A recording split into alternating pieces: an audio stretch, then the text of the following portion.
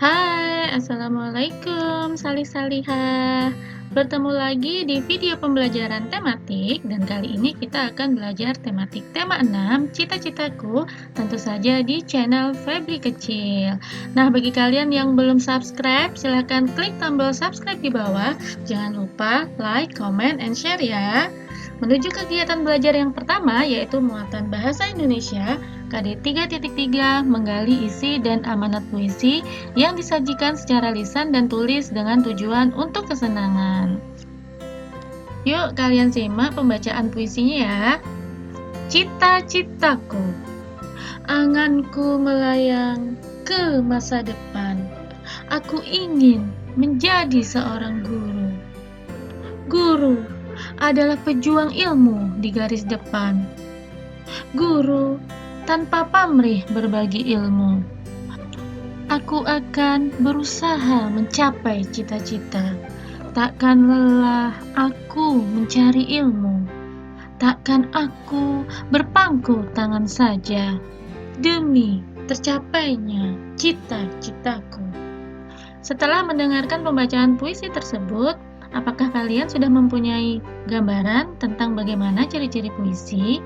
Setelah kalian membaca puisi, coba perhatikan ciri-ciri khusus yang terdapat pada puisi tersebut terkait dengan judul, jumlah baris, jumlah bait, dan rima.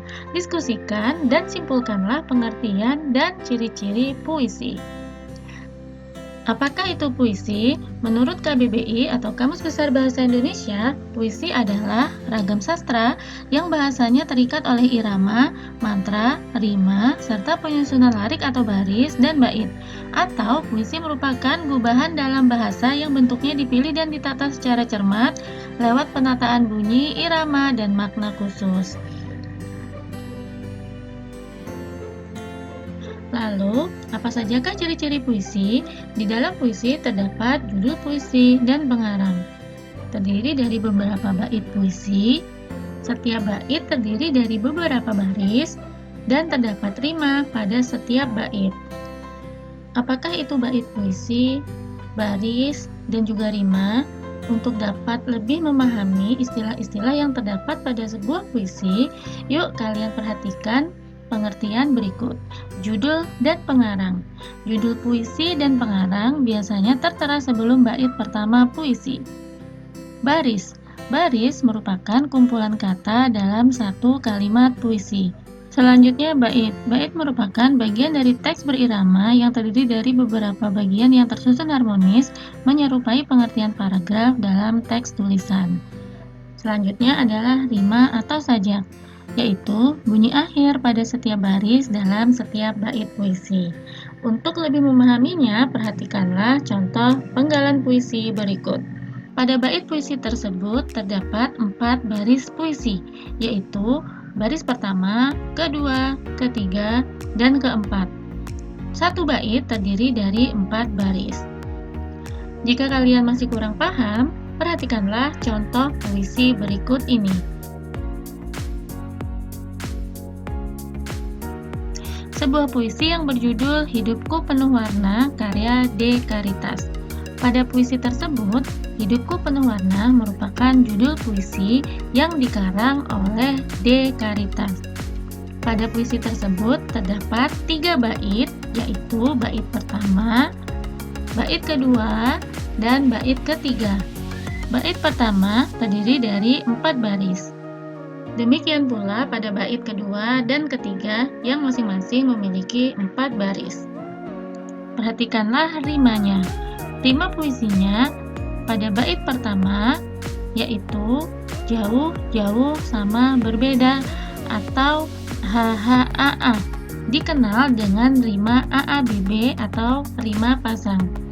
Pada bait kedua, rimanya adalah indah, mempesona, berbeda, terpisah atau HAAH, dikenal dengan rima ABBA atau rima peluk. Pada bait ketiga, rima yang terbentuk berasal dari kata kalian, berbeda, berlebihan, meraihnya atau NANA, dikenal dengan rima ABAB atau rima silang. Selain ketiga rima tersebut di atas, terdapat pula rima AAAA atau yang dikenal dengan nerima terus. Nah, bagaimana? Tentu kalian sudah paham kan tentang ciri-ciri puisi? Untuk menguji pemahaman kalian, yuk kita berlatih membaca puisi dan menjawab pertanyaan sebagai berikut.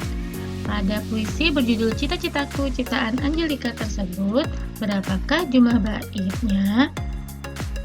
Betul sekali, jumlah bait pada puisi tersebut ada 3 bait.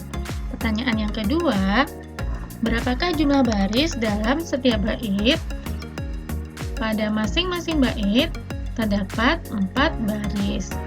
Apakah rima pada bait pertama dan bait kedua sama? Kita lihat di bait yang pertama dan yang kedua adalah sama, yaitu AB-AB. Selanjutnya, bagaimanakah dengan rima pada bait ketiga? Rima pada bait ketiga adalah III-AA atau kita kenal dengan rima AA-BB. Nah, semoga kalian sudah paham ya tentang ciri-ciri puisi. Setelah kita mempelajari muatan bahasa Indonesia tentang puisi dan ciri-cirinya, sekarang giliran kita untuk menuju ke muatan PPKN KD 3.3 menjelaskan manfaat keberagaman karakteristik individu dalam kehidupan sehari-hari. Keberagaman bangsa Indonesia salah satunya adalah keberagaman ras. Negara Indonesia yang terletak di titik persimpangan antara berbagai bangsa menyebabkan beragamnya ras yang ada di Indonesia. Ras berkaitan dengan ciri-ciri fisik atau ciri tubuh. Setiap suku di Indonesia mempunyai ciri fisik yang berbeda. Masyarakat yang tinggal di Pulau Papua dan Pulau Aru merupakan satu kelompok ras yang berbeda dengan kelompok lainnya. Kelompok masyarakat Sakai dari Riau, suku Kubu dari Sumatera Selatan, suku Tomuna dari Pulau Muna, masyarakat Enggano di Bengkulu, dan masyarakat Mentawai memiliki kemiripan satu dengan yang lain. Masyarakat Batak, Toraja, dan Dayak ada dalam kelompok ras tersendiri. Demikian juga dengan kelompok masyarakat Madura, Jawa, dan Bali memiliki ciri fisik yang hampir serupa. Jadi, ras adalah suku bangsa yang didasarkan pada ciri-ciri fisik tertentu seperti warna kulit, bentuk rambut, bentuk mata, bentuk tubuh, dan lain sebagainya. Keberagaman karakteristik individu memperkaya keberagaman bangsa Indonesia. Manfaat keberagaman karakteristik individu antara lain yang pertama, kita dapat lebih memahami dan menghargai perbedaan. Kedua, dengan memahami dan menghargai perbedaan, kita mampu bekerja sama dan bergaul dengan baik tanpa membeda-bedakan. Yang ketiga, keberagaman karakteristik merupakan kekayaan bangsa yang perlu kita lestarikan dengan memperkuat persatuan dan kesatuan. Keempat, dapat saling berbagi ilmu mengenai budaya atau adat, ras dari suku lain. Sekarang kalian sudah paham kan tentang manfaat keberagaman karakteristik individu? Jika demikian, kita akan berlanjut ke kegiatan belajar 2 muatan IPS KD 3.1 mengidentifikasi karakteristik ruang dan pemanfaatan sumber daya alam untuk kesejahteraan masyarakat dari tingkat kota atau kabupaten sampai tingkat provinsi. Tentunya kalian sudah pernah belajar tentang sumber daya alam atau disingkat dengan SDA kan? Sumber daya alam adalah segala sesuatu yang ada di alam semesta dan dapat digunakan untuk kebutuhan manusia. Sumber daya alam dapat digolongkan menjadi sumber daya alam kekal, sumber daya alam yang dapat diperbaharui, dan sumber daya alam yang tidak dapat diperbaharui. Sumber daya alam yang dapat diperbaharui adalah jenis sumber daya alam yang bila dimanfaatkan tidak akan habis. Sumber daya alam tersebut dalam jangka waktu tertentu dapat pulih kembali keberadaannya. Contohnya adalah hewan dan tumbuhan. Hewan dan tumbuhan merupakan sumber daya alam yang ada di lingkungan tempat tinggal kalian. Hewan didapatkan melalui kegiatan peternakan. Hasil peternakan merupakan sumber daya alam yang dapat diperbaharui. Peternakan juga merupakan salah satu unit dari kegiatan ekonomi. Yuk kalian simak teks inspiratif tentang cita-cita peternak muda dari Malang berikut. Usaha di usia muda mungkin bukan tujuannya. Ia hanya ingin membangun usaha sendiri seusai kuliah. Seorang pemuda bernama Triono merintis usaha peternakan bebek potong sejak tahun 2006 dengan modal seadanya. Berbekal ilmu peternakan yang didapatkannya dari tempat ia belajar di Universitas 11 Maret, ia memulai usahanya. Usaha peternakan bebek potong ia kembangkan hingga tahun 2007. Ia mendapat inspirasi baru.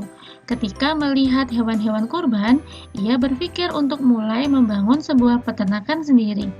Untuk mendapatkan dana, ia membentuk sebuah kelompok bersama dan mengumpulkan dana dari teman-teman semasa kuliah. Setahun kemudian, Triono berhasil memiliki sebuah lahan. Meskipun lahan itu tidak terlalu besar, ia dapat membangun beberapa kandang untuk mulai berternak ayam dan sapi. Setelah usahanya berjalan, setahun kemudian ia mengembangkan usahanya untuk membangun peternakan dan pemotongan ayam. Usaha Triono kian membesar. Kini ia telah memiliki usaha ternak ayam, bebek, sapi, berikut pemotongannya. Ia pun mengolah limbah peternakannya untuk dijadikan pupuk. Meskipun kini usahanya kian membesar, ia tidak cepat puas. Ia bermimpi bisa memenuhi pasokan daging sapi di Jakarta yang saat ini masih impor dari luar negeri. Setelah kalian membaca bacaan tersebut, tahukah kalian siapakah Triono? Betul sekali, Triono adalah seorang pemuda dari Malang yang merintis usaha peternakan seusai dia lulus dari kuliah. Yang kedua, apa sajakah yang telah dilakukannya untuk menjadi pengusaha? Ia merintis usaha ternak mulai dari kecil, mulai dari mengumpulkan dana, membentuk kelompok usaha, dan mengembangkannya menjadi lebih besar. Kendala apa sajakah yang dihadapinya? Kendala pertama adalah modal. Dia berusaha mencari modal dengan membentuk kelompok usaha bersama teman-temannya. Apakah mimpinya? Triono bermimpi bisa memenuhi pasokan daging sapi di Jakarta yang saat ini masih impor dari luar negeri. Tentunya kalian juga mempunyai cita-cita. Untuk meraihnya, diperlukan usaha dan kerja keras serta pantang menyerah. Sebagai pelajar, tugas utama kalian dalam mencapai cita-cita adalah menuntut ilmu dengan niat tulus menggapai ridho Allah Subhanahu wa Ta'ala. Hal tersebut sesuai dengan hadis riwayat Tirmizi tentang kewajiban dan keutamaan menuntut ilmu yang berbunyi, "Man salaka thoriqan yaltamisu fihi ilman syahalallahu bihi thoriqan ilal jannah," yang artinya, barang siapa yang menempuh jalan untuk mencari suatu ilmu, niscaya Allah memudahkannya ke jalan menuju surga. Nah, pembahasan kita mengenai sumber daya alam. Beternak merupakan kegiatan mengembangbiakan hewan ternak untuk memenuhi kebutuhan manusia. Hewan ternak adalah hewan yang dipelihara manusia untuk memenuhi kebutuhan manusia. Hasil hewan ternak yang dapat dimanfaatkan berupa telur, daging, susu, dan kulitnya. Pemanfaatan tersebut tergantung jenis ternaknya. Adakah kegiatan beternak di sekitar tempat tinggalmu? Perhatikanlah gambar di samping. Pernahkah kalian melihat kegiatan tersebut? Hewan-hewan tersebut dipelihara oleh manusia dan dimanfaatkan manusia sesuai dengan tujuannya. Para peternak berusaha agar hasil peternakannya memiliki kualitas yang baik. Setiap wilayah mempunyai potensi sumber daya alam yang beraneka ragam. Untuk mengetahui potensi wilayah tempat tinggal kalian, yuk kita lakukan pengamatan. Di manakah kamu tinggal? Apakah di pegunungan, di pantai, perkotaan, atau pedesaan? Amatilah potensi sumber daya alam yang ada di daerahmu. Amati pula mata pencaharian atau pekerjaan penduduk di sekitar tempat tinggalmu yang berhubungan dengan pemanfaatan sumber daya alam. Isikanlah hasil pengamatan kalian ke dalam tabel berikut. Di dalam tabel sudah ada contohnya. Misalkan di daerah tempat tinggal kalian terdapat pantai, maka potensi sumber daya alam yang ada di pantai antara lain hasil laut, garam, dan potensi wisata. Sehingga mata pencaharian penduduk yang ada di sana antara lain nelayan, petani garam, dan pekerja wisata. Lakukanlah pengamatan potensi apa sajakah yang ada di wilayah kalian dan tuliskanlah di dalam tabel yang sudah disediakan. Selanjutnya, jawablah pertanyaan berikut ini. Kesimpulan apa yang kalian dapatkan dari hasil diskusi? Tuliskanlah jawabannya pada kolom berikut. Yang pertama, apakah potensi sumber daya alam yang ada di daerahmu sesuai dengan lingkungannya? Yang kedua, apakah mata pencaharian atau pekerjaan penduduk di sekitarmu sesuai dengan lingkungannya? Tuliskanlah hasil diskusi atau jawaban dari pertanyaan tersebut di kolom pada LKPD yang sudah disediakan. Di wilayah tempat tinggal kalian, tentu banyak sekali jenis-jenis pekerjaan. Nah, apakah pekerjaan yang menjadi cita-citamu? Jenis mata pencaharian atau pekerjaan penduduk di sekitar tempat tinggalmu ada berbagai macam. Apakah pekerjaan yang kamu cita-citakan sesuai dengan lingkunganmu? Apakah pekerjaan yang kamu cita-citakan berguna bagi masyarakat di sekitarmu? Untuk menjawab pertanyaan-pertanyaan tersebut, lakukan kegiatan berikut ini. Diskusikan dengan temanmu tentang cita-cita pekerjaan mereka. Isikan ke dalam tabel yang terdapat pada LKPD yang telah dibagikan. Setelah kalian menanyakan cita-cita teman kalian, tentu kalian sudah mengetahui beragam cita-cita teman sekelas. Dapatkah kalian membuat kesimpulan tentang cita-cita mereka yang beragam tersebut? Tuliskan kesimpulanmu di dalam kolom berikut. Alhamdulillah, kita sudah selesai belajar muatan IPS.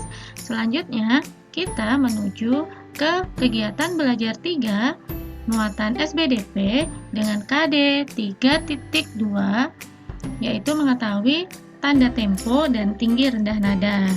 Apakah kalian tahu apakah itu tanda tempo dan tinggi rendah nada? Sebelum kita membahasnya, yuk kita bernyanyi bersama temanmu. Nyanyikanlah lagu Kupu-Kupu yang lucu dengan memperhatikan tinggi rendah nadanya. Ibu akan memberi contoh ya. 1, 2, 3. Kupu-kupu yang lucu, kemana engkau terbang? Hilir mudik mencari bunga-bunga yang kembang, berayun-ayun pada tangkai yang lemah. Tidakkah sayapmu merasa lelah? Setelah mendengarkan ibu bernyanyi, giliran kalian berlatih di rumah ya. Dan bagaimanakah kamu menyanyikan lagu Kupu-Kupu yang lucu tersebut? Apakah kamu menyanyikannya dengan cepat atau dengan lambat? Bagaimana perasaanmu jika lagu itu dinyanyikan dengan cepat? Untuk mengetahuinya, bandingkanlah dengan lagu Tik-Tik Bunyi Hujan sebagai berikut. Ibu akan memberi contoh lagi ya. Tik-tik bunyi hujan. 1, 2, 3. Tik-tik-tik bunyi hujan di atas genting. Airnya turun tidak terkira. Cobalah tengok dahan dan ranting, pohon dan kebun basah semua. Nah, bagaimana? Apakah kalian sudah bisa membedakan cepat lambat menyanyikan lagu Tik-Tik Bunyi Hujan dan lagu Kupu-Kupu yang lucu? Cepat lambat dalam menyanyikan lagu dikenal dengan tempo lagu. Ada lagu yang dinyanyikan dengan lambat, ada lagu juga yang dinyanyikan dengan cepat. Cepat dan lambatnya lagu dinyanyikan disebut tempo lagu. Ada tanda atau istilah untuk menunjukkan tempo lagu. Tempo lagu digunakan untuk membantu penyanyi dalam menyanyikan sebuah lagu. Tempo lagu juga digunakan pemusik untuk mengiringi lagu tersebut. Salah satu alat musik yang digunakan untuk mengiringi musik adalah biola. Adakah di antaramu yang ingin menjadi pemain biola? Terdapat beberapa istilah yang digunakan untuk menamai tempo lagu. Yang pertama adalah largo, yang berarti lambat sekali. Kedua, lento, yang berarti lebih lambat. Ketiga, adagio, yang berarti lambat. Keempat, andante, yang berarti sedang. Kelima, moderato, yang berarti sedang agak cepat. Keenam, allegro, yang berarti cepat. Ketujuh, vivace, yang berarti lebih cepat. Dan yang kedelapan, presto, yang berarti cepat sekali. Tanda tempo biasanya terdapat pada notasi musik sebuah lagu. Misalnya, Kupu-Kupu yang lucu, tanda tempo lento dituliskan di bawah birama bes sama dengan do 4/4. Demikianlah lagu Tik-Tik Bunyi Hujan. Sebagai latihan, cobalah temukan tanda tempo pada notasi musik Tik-Tik Bunyi Hujan. Dan jawablah pertanyaan berikut ini. Nomor 1, tanda tempo apakah yang terdapat pada notasi lagu Kupu-Kupu yang Lucu dan Tik-Tik Bunyi Hujan? Jawabannya, lagu Kupu-Kupu yang Lucu memiliki tanda tempo lento atau berarti lebih lambat, sedangkan lagu Tik-Tik Bunyi Hujan memiliki tanda tempo andante yang berarti dinyanyikan dengan tempo sedang. Nomor 2, tahukah kamu perbedaan tempo pada lagu Kupu-Kupu yang Lucu dan Tik-Tik Bunyi Hujan tersebut? Perbedaan tempo lagu lento dan andante. Pada lagu lento, lagu dinyanyikan dengan lebih lambat, sedangkan pada lagu andante dinyanyikan dengan kecepatan sedang. Nomor 3, carilah notasi lagu yang lain. Amatilah tempo yang digunakan pada notasi lagu tersebut. Untuk latihan, cobalah cari notasi lagu yang ada di internet dan temukanlah tanda temponya. Selamat mengerjakan! Alhamdulillah, kalian sudah belajar SBDP tentang tempo lagu. Bagaimana? Kalian sudah paham tentang tempo lagu? Selanjutnya, kita akan belajar kegiatan belajar 4, muatan IPA, KD 3.2, membandingkan siklus hidup beberapa jenis makhluk hidup. Apakah itu siklus hidup hewan? Yuk kita mulai pelajari ya. Bicara tentang kupu-kupu, selain ia indah, cara pertumbuhannya juga unik loh. Mau tahu kan? Mau dong. Kalau gitu, yuk kita simak sama-sama. Bagaimanakah siklus hidup kupu-kupu? Kepompong merupakan bagian dari pertumbuhan dan perkembangan kupu-kupu. Di dalam kepompong itu, ulat akan berubah menjadi kupu-kupu. Proses pertumbuhan dan perkembangan makhluk hidup mulai dari lahir atau menetas hingga dewasa disebut siklus hidup atau daur hidup. Hewan apa sajakah yang mengalami siklus hidup atau daur hidup? Kita akan pelajari yang pertama siklus hidup kupu-kupu atau disebut juga metamorfosis kupu-kupu. Tahapannya, yang pertama kupu-kupu yang siap bertelur mencari tanaman yang cocok untuk menetaskan telurnya. Telur kupu-kupu kemudian akan pecah dan muncullah larva atau ulat. Larva atau ulat berubah menjadi pupa atau kepompong. Selanjutnya, kepompong akan menetas menjadi kupu-kupu dewasa yang cantik. Selain kupu-kupu, serangga lain yang juga mengalami siklus hidup adalah belalang. Apakah kalian tahu siklus hidup belalang? Yuk kita amati bagan berikut. Tahap pertama, belalang dewasa siap bertelur. Telur belalang kemudian menetas menjadi nimfa tidak bersayap. Nimfa tidak bersayap tumbuh menjadi nimfa bersayap, dan nimfa bersayap akan tumbuh menjadi belalang dewasa. Setelah kalian mengamati daur hidup belalang dan daur hidup kupu-kupu, dapatkah kalian menarik kesimpulan apakah perbedaan daur hidup kupu-kupu dan daur hidup belalang? Daur hidup kupu-kupu mengalami perubahan di setiap tahapannya. Sementara itu, tidak semua tahap dalam daur hidup belalang mengalami perubahan. Oleh karenanya, kupu-kupu disebut mengalami metamorfosis sempurna. Metamorfosis sempurna dicirikan dengan terdapatnya kepompong pada tahapan siklus hidupnya. Sedangkan belalang mengalami metamorfosis tidak sempurna, ditandai dengan tidak setiap tahap mengalami perubahan yang sangat mencolok dan tidak terdapat fase pupa. Selain belalang dan kupu-kupu, hewan yang mengalami metamorfosis sempurna antara lain kupu-kupu, katak, semut, nyamuk, lalat, lebah, dan kumbang. Contoh hewan yang mengalami metamorfosis tidak sempurna antara lain kepik, rayap atau laron, jangkrik, capung, kecoa, dan belalang.